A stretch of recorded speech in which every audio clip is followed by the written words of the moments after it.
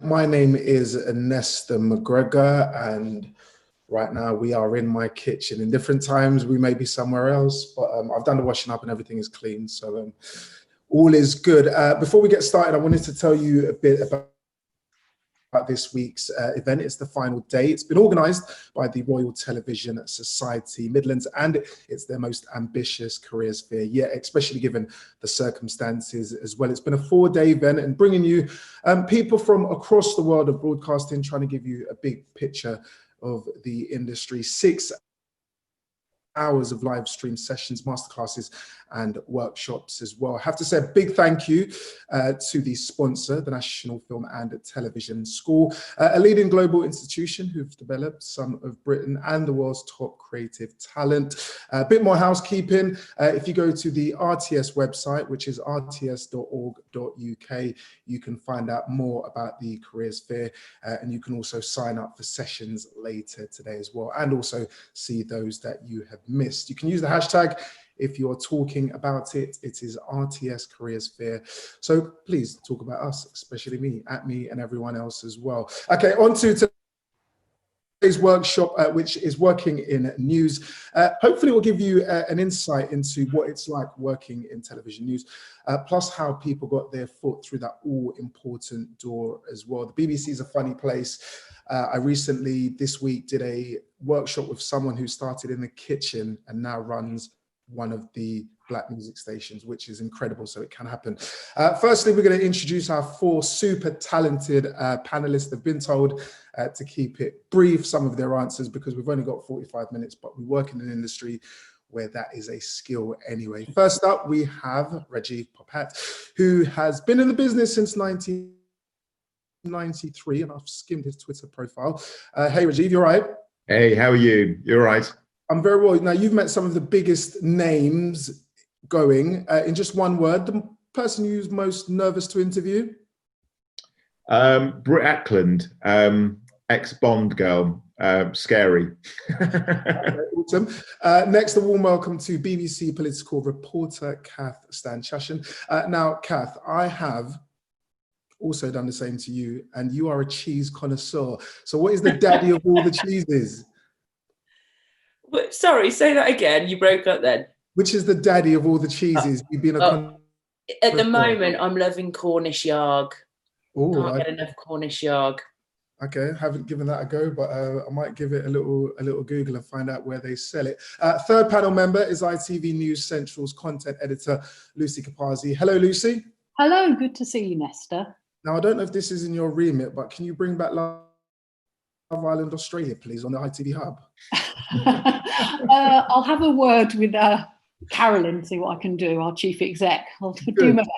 Good. I'm 2 episodes away from the finale and you've taken it off. Also, big welcome to Sam Hughes, who is a news technical operator, and I can see he's on brand as well. Yeah, you got to try your best.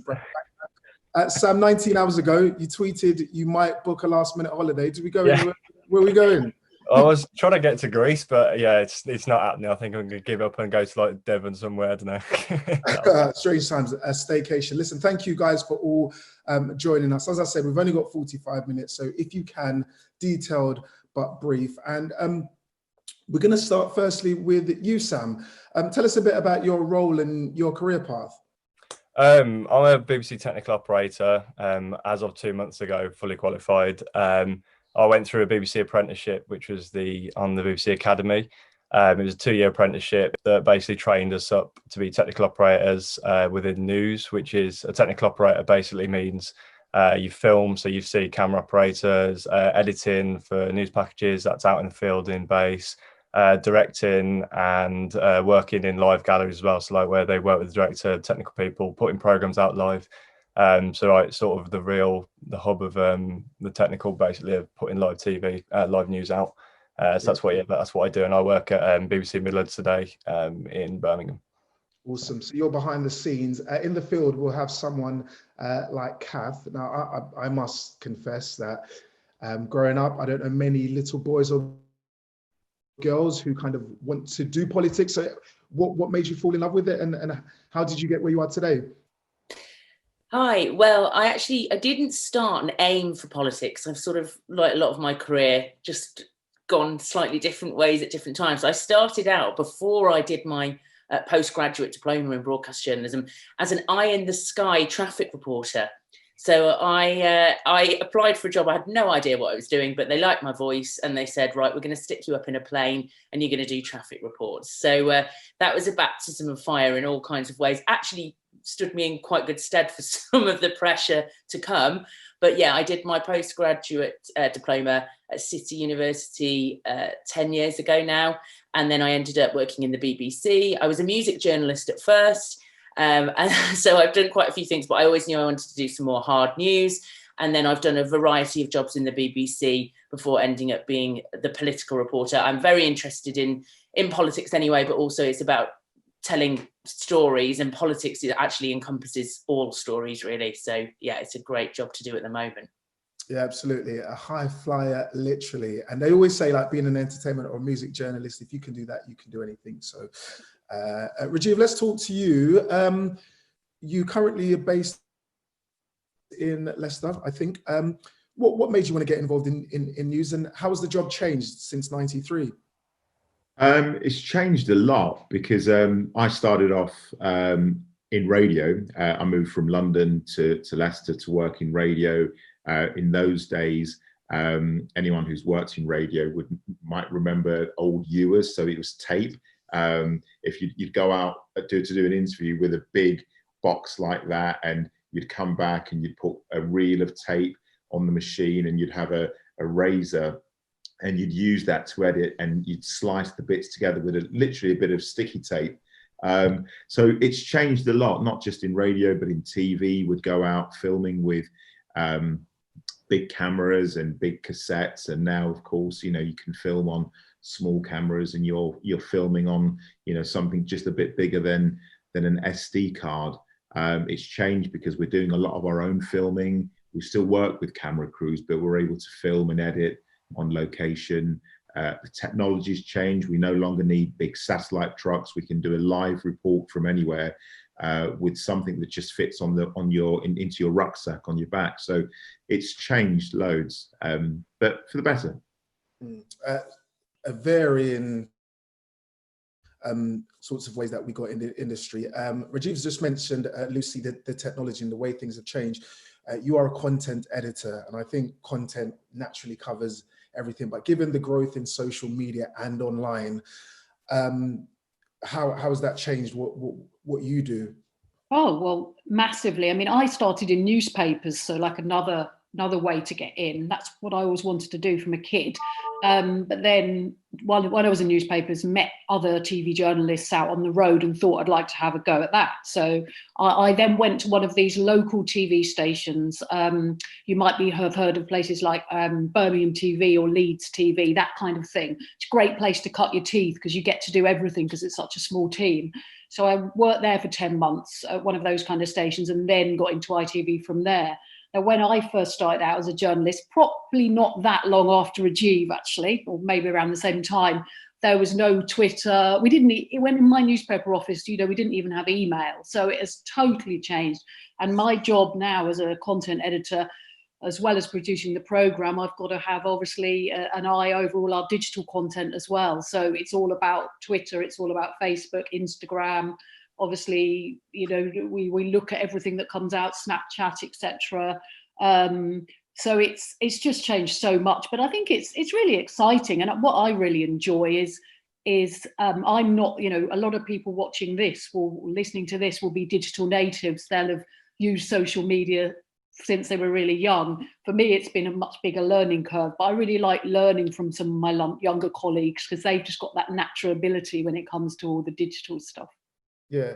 Lucy, how difficult working in a newsroom where social media means the news is already widely reported, we're almost playing catch up, and how do you go about making sure that something is accurate and well, you have to be really careful because obviously we the good thing about social media is that we can get those stories out as soon as we know about them as well. But accuracy is obviously the most important thing, and sometimes you do have to really emphasize that perhaps to some newer members of staff, because it's difficult, isn't it? Because you want to be first, but there's no point being first if you get it wrong.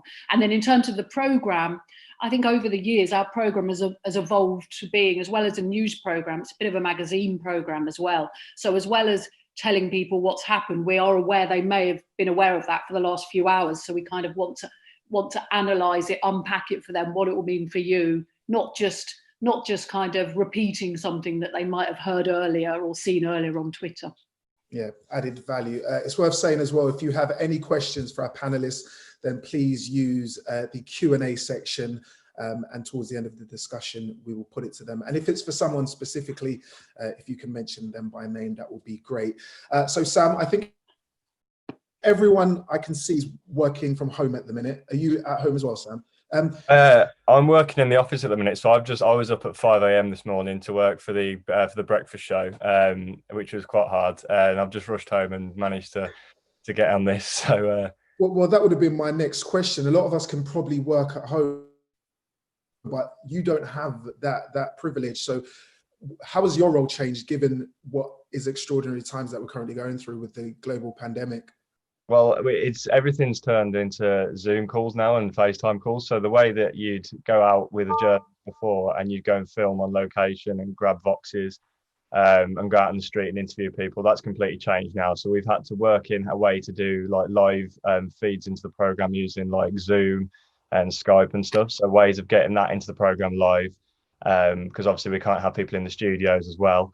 And also working in technical environments, the gallery that we currently use and all the systems we use are built for a certain amount of people, which was designed about 10, 15 years ago. Whereas now, because of social distancing, we have to operate on a much smaller scale. So we can only have physically one director vision mixer that joins into one role now. And that's been quite challenging because the tech isn't designed to do that. But we had like within, how quick it suddenly happened, COVID.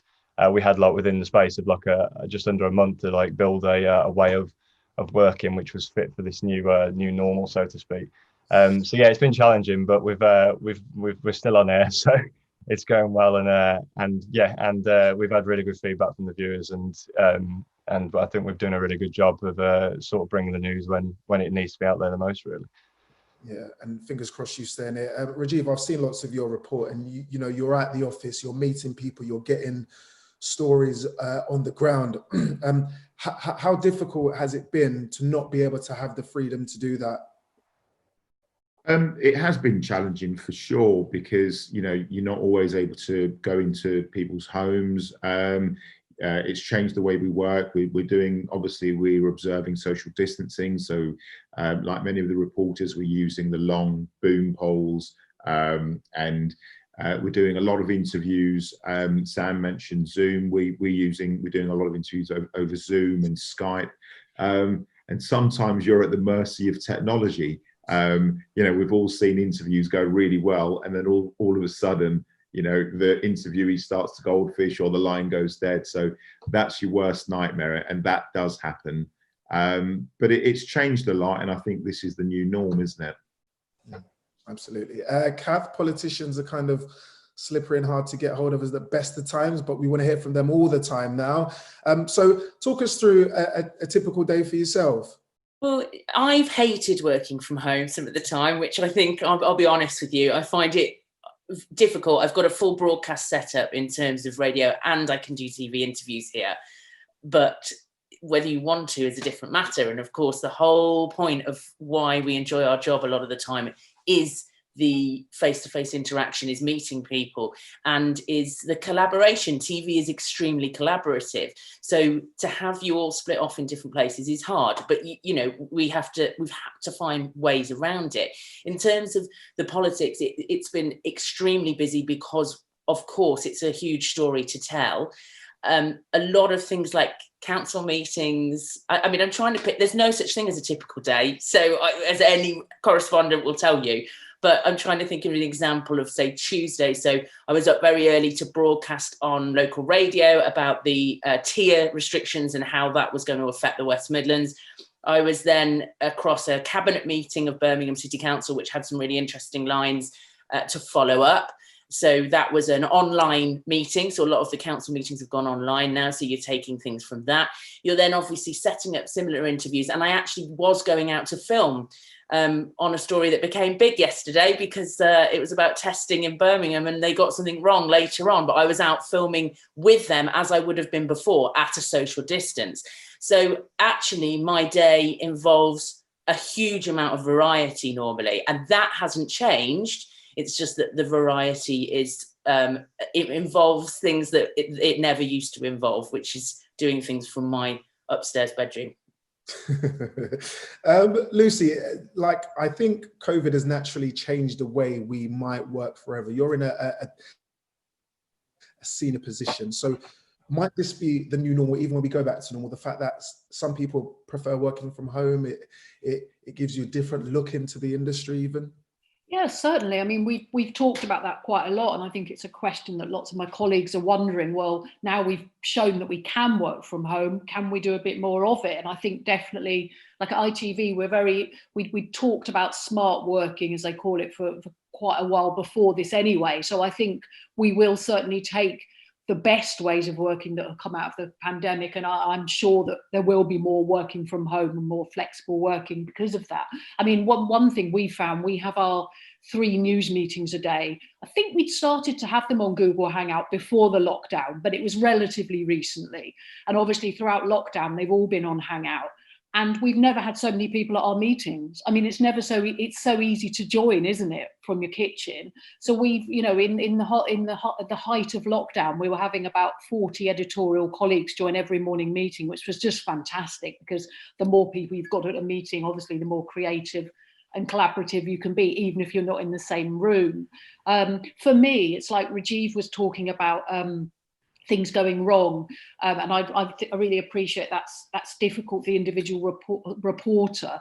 As a producer, when you're producing the programme, you have to be aware all the time that all these reporters you've got rigged up in their kitchens to go live, something could go wrong. There is always that risk in TV, but when someone is doing a live using an app on their phone, it is more likely. So I'm constantly having to think, what would my plan B be if Rajiv suddenly freezes and we can't hear him anymore? And also, if something goes wrong or there's a big problem just before going to air, whereas before I could just tap someone on the shoulder next to me and say, can you sort this? We're about to go on air in 30 seconds. I've now got to message someone who maybe is 50 miles away in their kitchen and say, can you sort this for me? So they're sorting something remotely, and you just have to hope that it all works. I think, though, the viewers, you know, I think on the whole, we've all, you know, all the broadcasters have done so well. And I think the viewers do understand that, you know, the pressures that we're working under.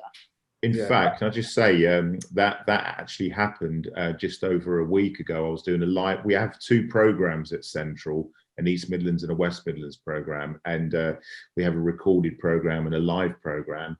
And I was doing a live from home a couple of weeks ago, and I've usually got really good internet from home. And as I was about to do the live, the line was really bad, and it was blurry. They couldn't see me properly. So for the actual live part of the program, the second program, I went out with a camera crew and did a live with the live kit. So that sometimes happens. It's all about reacting and, like Lucy says, having a plan B at times. Guys, it's worth saying and putting this into context, you know, unprecedented times, people globally, people have lost their lives, their livelihoods. For anyone, how difficult has it been to get up, motivate yourself when you've got families and other things going on? How difficult has it been on the daily to kind of do what you do and acclimatise when so much else is going on? I think that's a really interesting question, Nesta, because it's probably the first time that everyone reporting on this is involved in it, as is every single person watching. I think one thing is that public service broadcasters were named as key workers right at the beginning, which was quite odd at first. You think, you know, initially you think, oh gosh, it should only be people in the NHS, but I think very quickly we kind of got used to that and realised what an important service we were doing in such like uncertain and frightening times. And I think that helped in a way, because you do feel like, especially if you've been in journalism quite a long time, sometimes you can get a bit tired. You do the same old stories. Well, this is not the same old story. You know, it's brand new, and no one would have wanted this to have happened. But obviously, when you're a journalist, you do live for the big stories. So I think the fact that we know and can see by our viewing figures and that kind of thing that what we're doing is important does help, because obviously everyone's got their own things going on at home with kids being off school or family members being ill. So that might be my take on it. I think that the challenging bit of this is actually where you get the real positive as well, which is that, you know, as my day job is explaining quite layered, nuanced concepts sometimes, to not because people can't understand them, just because there's a lot going on. So you're having to take that in and then put it back out there in a clear way. Now, that has never been more important than in this story, because this brings all of that to bear. And I think that has felt most challenging at times, like the most challenging thing I've ever had to do, but it's also felt incredibly important. Now, it always feels like an important job. It always feels like a privilege, but this feels even more like that. It's an even greater importance to what we're doing. And I think so that those things actually balance each other out. It's challenging, but you feel like you are doing something extremely valuable. Rajiv, how difficult is it to separate the journalist from the human in you when you go and do these stories, and people are sometimes in a position of hurt, pain, despair? It is challenging. It is hard, because this is, you know, as we've said, it's such a huge, it's not just a story. This is something that's affecting people's lives across the world. And I know a lot of people very close to me that have been directly affected by COVID. Fortunately, not from the health side of things, but people that are on the verge of losing their businesses, people that have been furloughed or close to losing their jobs. I've got a friend who lost his wife just last week. She had 3 young children. He's got to organise a funeral where she was hugely popular. It's bad for anybody, but you know, you can only have a limited number of people. So it is hard. It's very, very hard, because you're meeting people that are going through horrific, experiences. But you know, I think, as Catherine said as well, there are some positives as well that come out of it, and maybe we can talk about some of those positive experiences as well. Oh, we will do. And there's plenty of questions coming in as well. Remember, if you do have one, hit the Q&A section. If it's aimed at one of our panelists, please state their name. Sam, what's been the toughest part of your career or getting into the industry?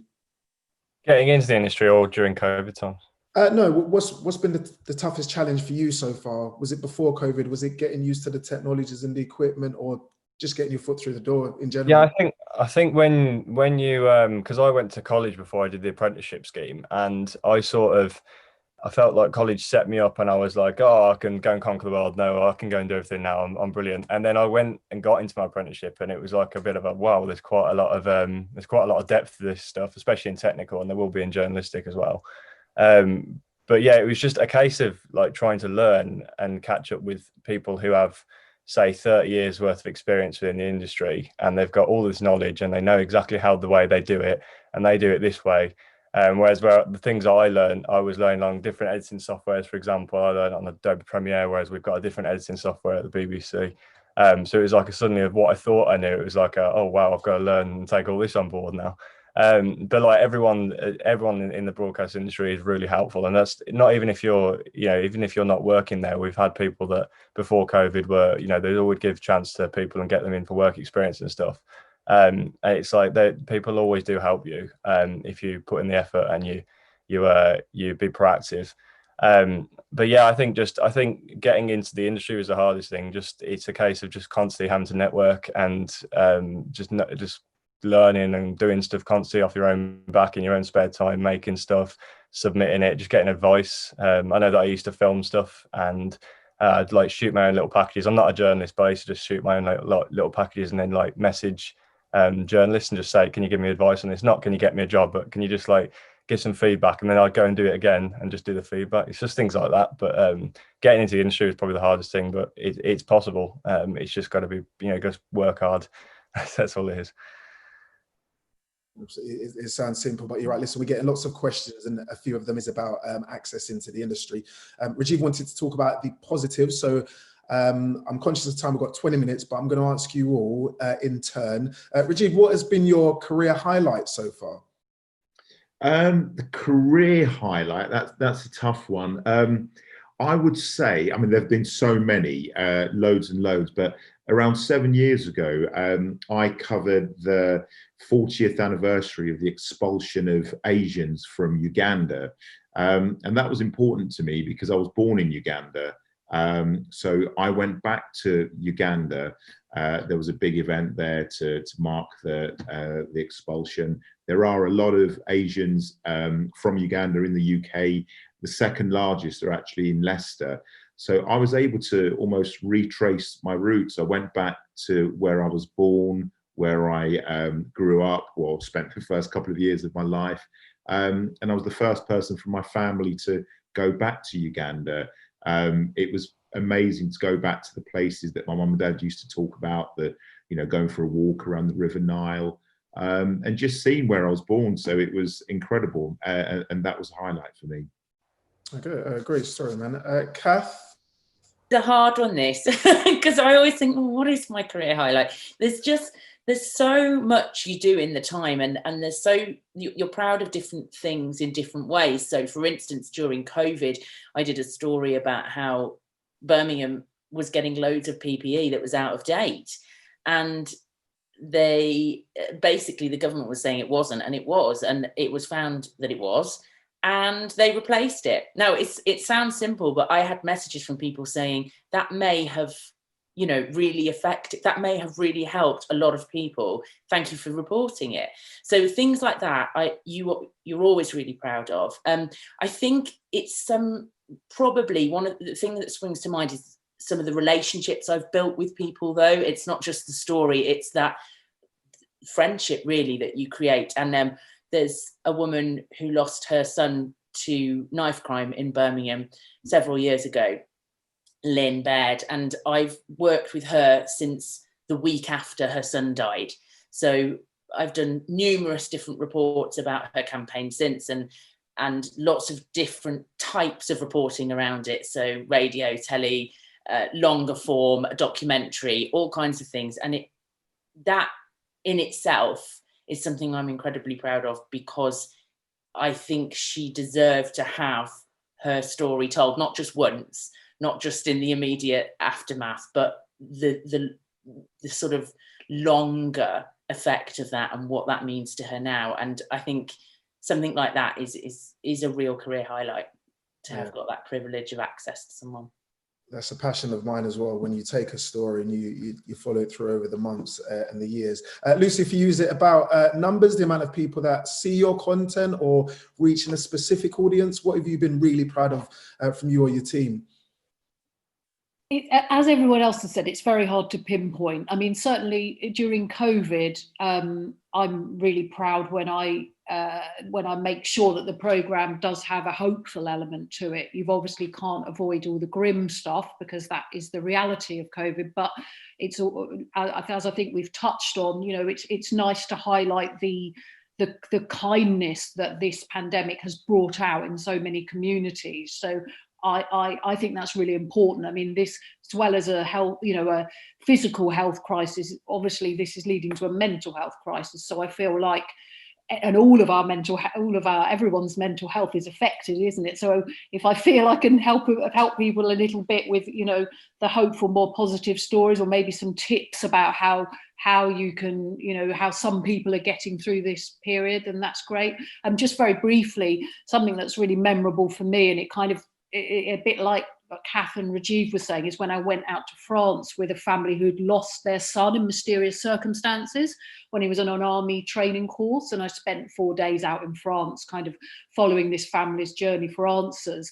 And I think it's those longer, when you have a bit more time with people and you have great access, I think often they become the most memorable stories, because it's not just going to someone's house or a location and doing an hour interview with them. You're spending time with them. And as Kath says, you do build up a relationship with them and they almost become friends, although you obviously have to keep that kind of professional side of it as well. And it's all about contacts. I mean, this in the end, this family did get closure that their son had died, but they did manage to find out what had happened to him. But I've kept in contact with the family over quite a few years, and she appeared on our programme this week. She actually, poor woman, had COVID herself and had been in intensive care for 3 weeks, and so she was part of a series we're doing at the moment called The Virus and Me, and you know, that's just from keeping in contact with her, because you know, you have a contact for one story and then obviously everyone's lives are entwined with lots of different stories. So yeah, a mixture really. Those memorable things that, you know, when I was a reporter, I reported on, but also, you know, trying to look at the positives, the small positives that are in this situation at the moment as well. So we can't leave you out. Very short career thus far, but what's a project you're proud you're part of? Was that to me? Sorry, you broke up then. Here we go. Technology better not be working against us. I was saying, what's a project you've been proud to be a part of? I think Children in Need was probably one of the most sort of proud things, because you get to see where the money goes and what sort of causes it goes towards. Because obviously, you work on Children in Need within the BBC. It goes over a month, and it's just starting now. And you get to see, going out filming and editing packages and stuff, you get to see and talk to journalists, seeing where that's going, the actual effect that sort of bringing light to situations can actually have on real lives. So yeah, I think doing Children in, doing the live broadcasts where they announce how much money you've made and stuff to donate to charities and stuff, I think that's a real sort of cool thing to be a part of. And also working on live OBs, outside broadcasts, when you've got big trucks and you're having to wire up a room that you've never been to in your life, and you've got to somehow light it, wire it all up, get all the people in the right place at the right time and make it on air. There is that sort of the tension that is brilliant, and you get the adrenaline when you're working in live TV. So it's yeah, I think that's probably the coolest thing I've worked on, Children in Need. So sounds good, man. Tell Pudzy I said hello next time. Into him. This might be a question. I'm going to go to the Q&A now. This might be a question for Kath or Rajiv to answer. There's no name on it, but it says, how hard is it to stay neutral on topics you are passionate about when you're doing a story on them? Ladies first. It's not that hard at all. And I get asked this question quite a lot, and especially in the last few years, and especially with things like Brexit and the way that we have gone as a society in terms of people's opinions and how you can get them out there, which is social media. It's a very different thing what we do. What we're doing is we're a conduit. So we're a conduit to the audience. So we're telling stories, and that's whatever you're doing, whether you're doing politics, whether you're doing general news, entertainment, whatever you're doing, you are telling interesting things to people who probably are interested in them or want to know about them. That's what you are. So you don't, it's not that hard to stand back from what you think and to think about how this is generally involving to people, how this generally impacts on people.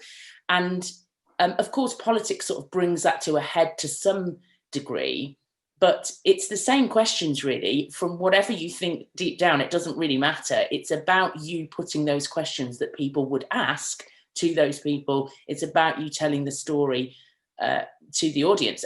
And so I don't find that difficult at all. Of course, there's levels of judgment around what you do editorially, but that is nothing to do with your own personal opinion. So I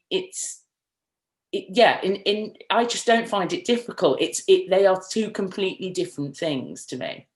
Rajiv, is it different to challenge someone on something that you you personally might be known to be true, or is an issue close to you? I think you've got to, as Kath was saying, you've got to. I get asked the question about staying neutral quite a lot as well, and I find that it's, you know, you could be covering a big murder trial, which I did a couple of years ago, involving a big explosion. 5 people were killed, and this was all to do with greed, and people say, how can you stay neutral on something like that? And it is hard, because you do get close to the families of the victims, which I did. But you've just got to try to separate that. And it's hard because you sit in the courtroom and you hear the horrific details about the things that have happened, and then you have to report on them. And yeah, you do have to stay neutral and just tell the story and tell the facts. And I think that's the important thing, just remembering what the story is about. On a lighter side, it becomes a little bit harder if you're covering a football story. I'm a Leicester City supporter, and if Leicester are playing somebody else, you've still got to stay neutral, and that's hard. I've seen your picture of Claudio Ranieri. Lucy, a question from Hannah, who says, what are your top tips on applying to the ITV News traineeship?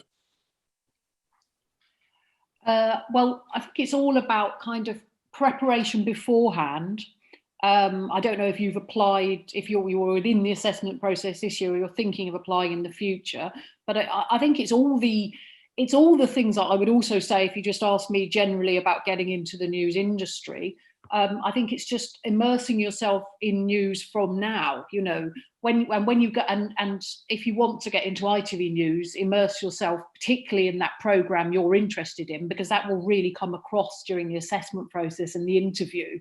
I do a lot of interviews with new people, and you can tell if someone knows your product and your brand really well. But also, don't just limit yourself to that. Of course, you need to know about the competition as well, and you'll get lots of production ideas, and you'll be inspired by watching, all sorts of news, whether it's BBC, Channel 4, listening to the radio, whatever. So I would say that. I would say at the moment, obviously, usually I would say make sure you get some work experience under your belt. That's hard at the moment because even some of our colleagues can't come into the office, let alone people on work experience.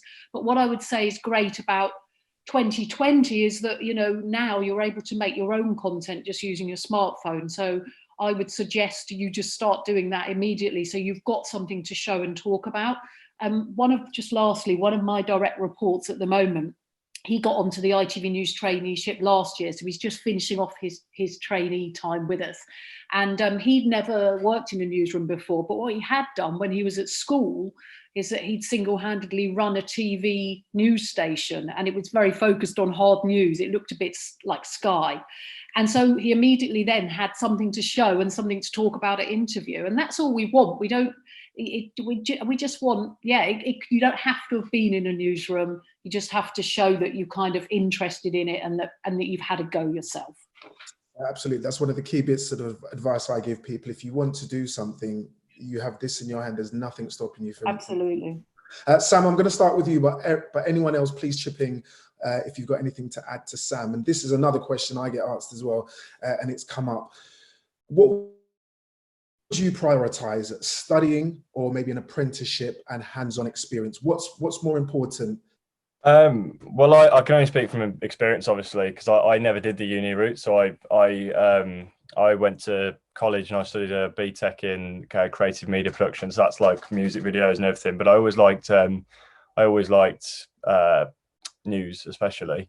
So I think personally, uni gives you a really good opportunity because you get to meet loads and loads of people, and you get to see, from what my friends who are studying at uni still now, they get to go to loads of different TV stations. They get to have a broad range of voices from different stations. What Lisa was saying is don't just focus. Obviously, if you're applying for a certain job, you will do your research and you'll listen specifically to what that show is. But also, just look at the broad church and look at how companies do it differently.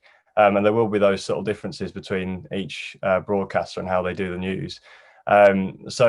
Basically, I think hands-on experience is obviously vital, and with your smartphones nowadays, like you said, There's nothing stopping you going out and filming. You can gather using Zoom. If you've got the record function on the Zoom, you can record and interview people and make your own little funky stories and post them on social media.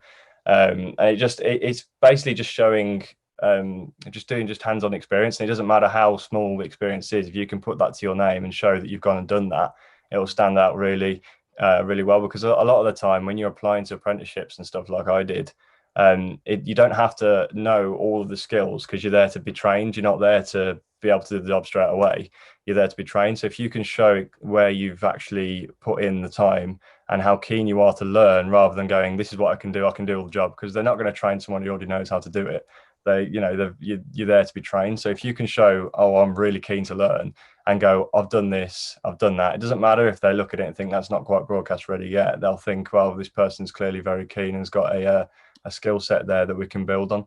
And also just I can't stress this enough, be a nice person. Just don't be a nice person to work with, because people, you can be really good at your job, but if you're an absolute nightmare to work with, hands-on wise, you won't get that experience in the future, because they just won't give you the opportunities. So yeah.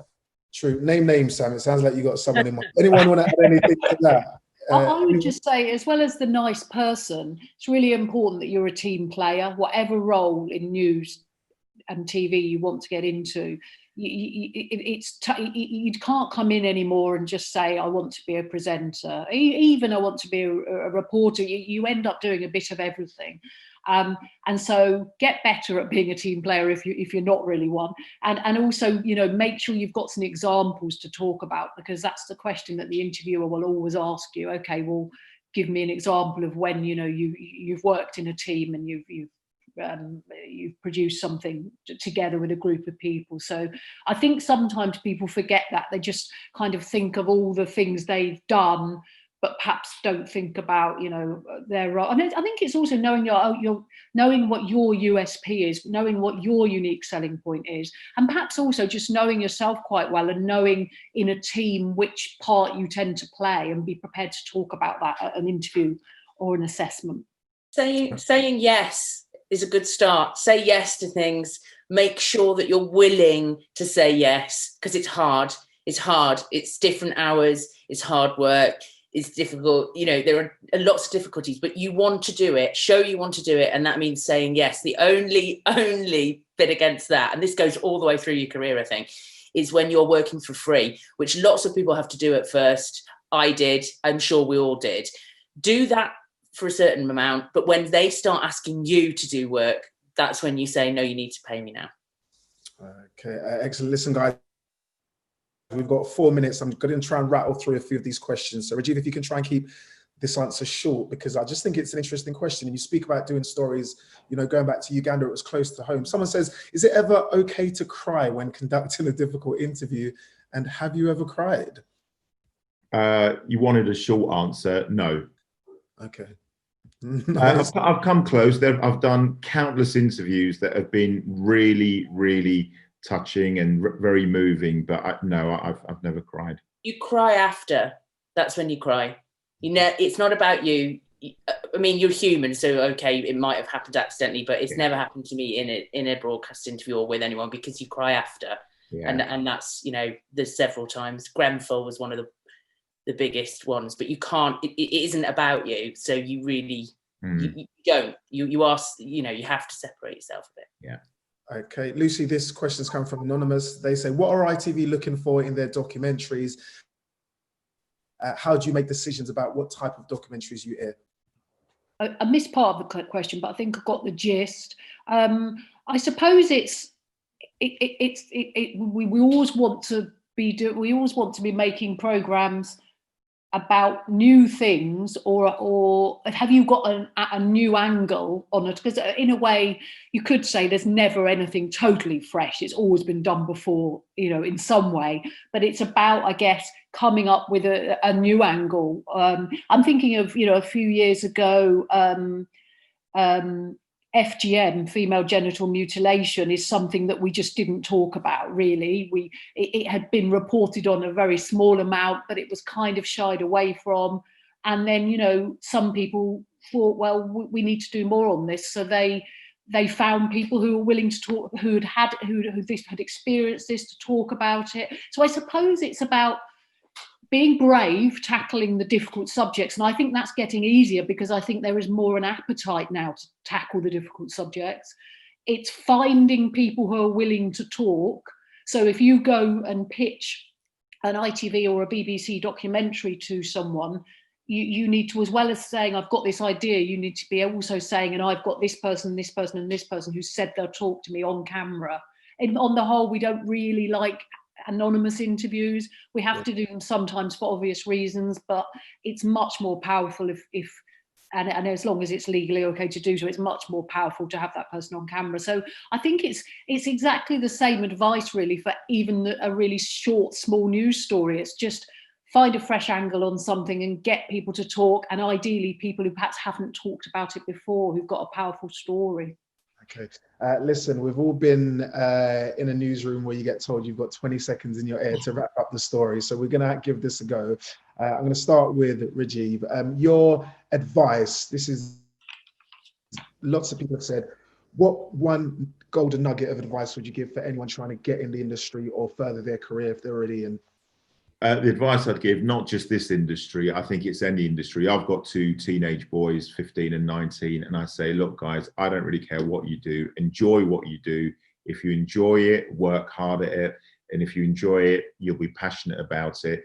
Never feel like you have to go to work thinking, oh, I've got work tomorrow. So just enjoy what you do. I love what I do, and it's a privilege. Kath? If you know you want to do this, and you can't imagine doing anything else, then keep going, because you will do it. That's all. That is an absolute fact. You will do it, and it's worth it, because it is the best job in the world. Passion and drive. Sam? Echoing a little bit of what Kath said, just keep going. Don't get demoralised. You have to take like 50 rejections before you get that final place. And with the new way that news is going with online stuff, there's going to be so much more opportunities in the future. So just keep going and keep working hard, and you'll get there. And last but by no means least, Lucy. Be resilient, similar to what other people have said.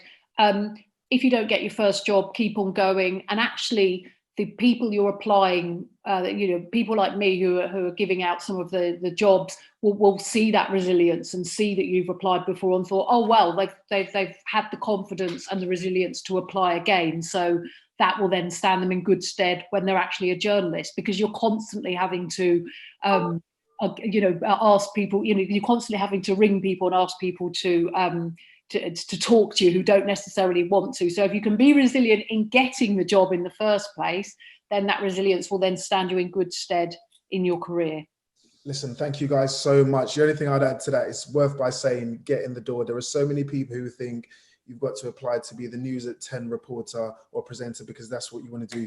You could start in a mail room or working in a production office. As long as you're in the room, you can have conversations with those people. So sometimes you've got to move sideways or even backwards to get where you want to be. Listen, Lucy, Kath, Rajiv, Sam, thank you guys so much for being part of the panel. Thank you for everyone that's been listening in as well and sending in your questions. At 12:30, by the way, the RTS will be having a live conversation with Jed Mercurio, who's the writer of Line of Duty. So you can register and tune into that as well. But from my kitchen, have a great day. Thank you guys and enjoy the rest of your weeks as well.